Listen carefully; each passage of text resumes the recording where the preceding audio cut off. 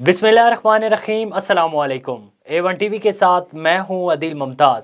नजर डालेंगे news headlines पर। हम भेड़ बकरियां नहीं, इंसान हैं। गुलाम सिर्फ अच्छा गुलाम बन सकता है।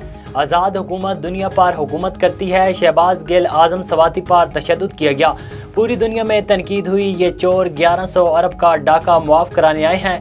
इमरान खान का आज़ादी मार्च में शुरका से खिताब।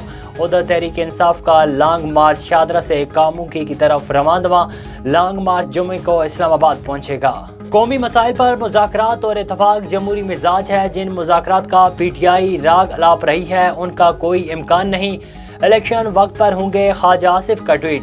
वफाकी वज़ीर इत्तलात मरियम औरंगज़ेब की इमरान खान पर कड़ी तनकीद। इमरान खान अवाम को क्या बताओगे कि तोशाखाना से घड़ियां चोरी की। कमेटी अमन व अमान के लिए बनाई गई। जेल में पुलिस ने रास्ते बंद करने के लिए कंटेनर्स तहवील में ले लिए। कंटेनर्स को क्रिकेट स्टेडियम मुंतकिल किया जा रहा है। लॉन्ग मार्च को मुमकिन तौर पर रोकने के अहकामात आ सकते हैं।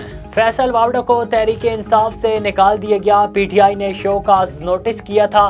शोकाज नोटिस का जवाब न देने पर फैसल वावड़ा की बुनियादी रुकनियत खत्म कर दी गई। और डेरा इस्माइल खान में सिक्योरिटी फोर्सेज और दहशत गर्दों में झड़प। ISPR के मुताबिक 2 जवान बहादुरी से लड़ते हुए शहीद हुए। शुहदा में नाइक साजिद हुसैन और सिपाही मोहम्मद इसरार शामिल। इलाके में दहशत गर्दों के खात्मे के लिए ऑपरेशन जारी रहेगा।